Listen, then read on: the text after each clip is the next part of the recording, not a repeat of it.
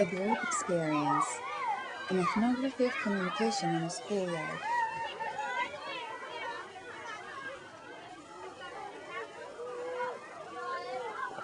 Do you remember the first day of school when you started elementary school? You probably saw many new faces. You might have wondered who would become your friends and who were the bullies. But what you probably did not think was that also your parents, or the one who regularly brought you to school, also this person entered a new social group, the class parents group. For the last 10 years, every fall, I've become a part of a new class parent group. To me, some groups have felt more comfortable than others, and I always wanted to know why is that so. So for my qualitative communication research class, I decided to study what happens when class parents come together and form a group.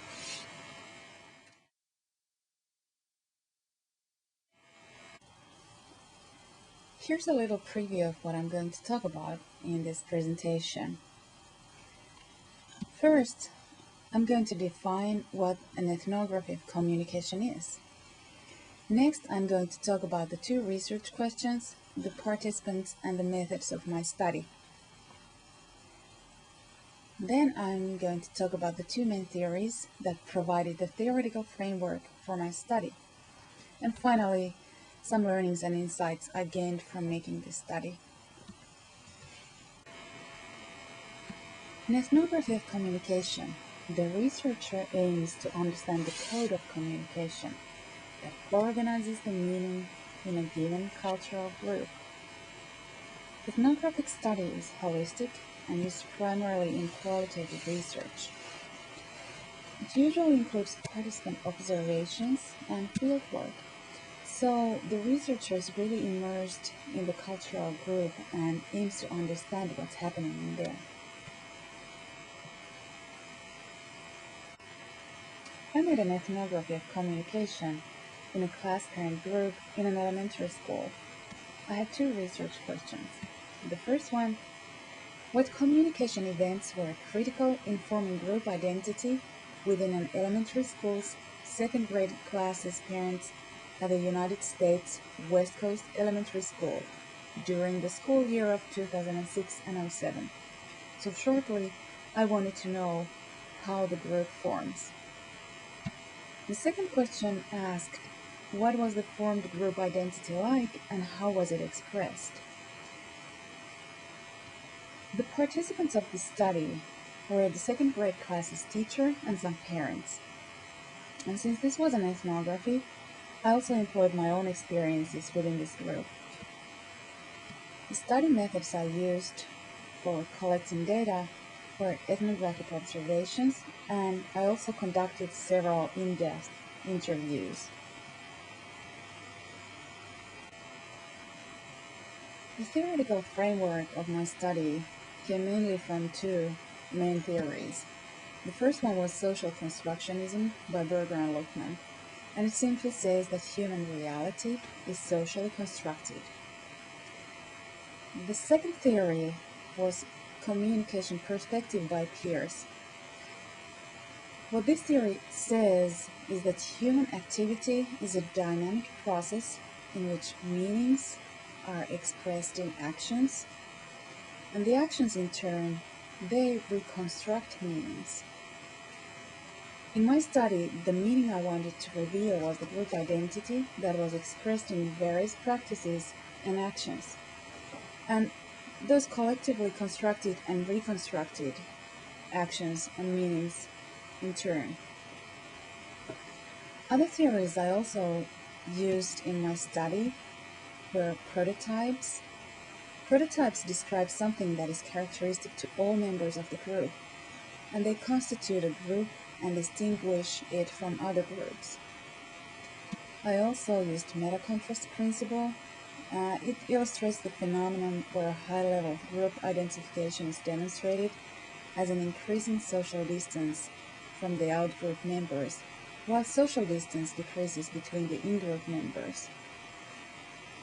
And to strengthen my theoretical basis, I also used several theories about group cohesiveness. So here's what I found out from my study. Remember, I had two research questions. The first one was looking at those communication events that were critical in forming the parent group. And the second one wanted to know what the group identity was like in this new group. So what I found out that the original group was often formed already in kindergarten, and it seemed to have the most dramatic influence on all later parent groups at school.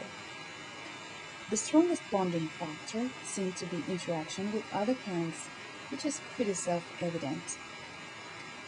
The parent group emerged about 4 to 5 weeks after the school had started, and during the school year, the group polarized around a few key individuals. Child's experiences with his or her teacher, as well as the classmates, influenced how parents felt about the group. If child was happy at school, found new friends, and had good relationship with the teacher, also parents felt more happy and at ease among the other parents. When children found new friends, also the parents were motivated to interact with these new friends' parents, and that helped in forming the group. Contrary to what the teachers thought, written communication and big school events were not really significant in forming a group identity. And let's look at the group identity then. Members' opinions about the group identity were noticeably similar in this group.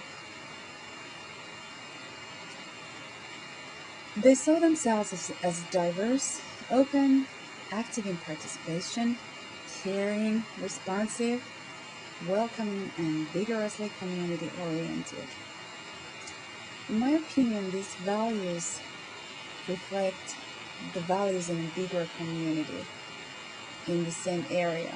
And I believe that the parents had built their self-identities pretty similar before coming to this school. Two personal insights I want to mention here are, I believe that participants actively shape groups from the beginning. I also believe that groups are dynamic. They are not static, and they change over time. And we actively, as members of group, we shape those groups. In conclusion, I've talked about an ethnography of communication I made on schoolyard. I've also talked about the theories that framed my study. I've talked about the study results and my personal insights. My final thought is that a group is an investment. The more you participate, the more fun you have in it.